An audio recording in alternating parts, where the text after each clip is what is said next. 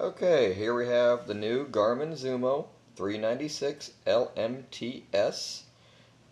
It's the latest motorcycle specific GPS from Garmin. My 665 was getting a little old and time for replacing, so here's the unboxing ceremony.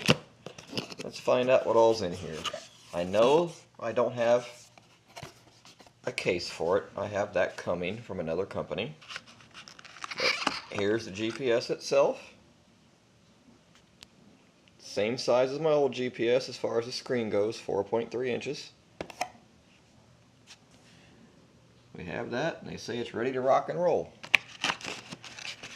What else do we have in the box? Yeah, that's totally different. There's a power system for it.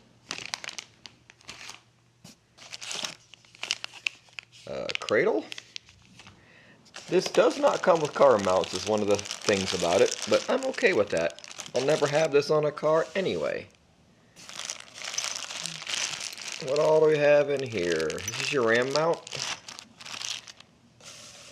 Looks like your USB cable. All kinds of cool hardware. And manuals that nobody reads.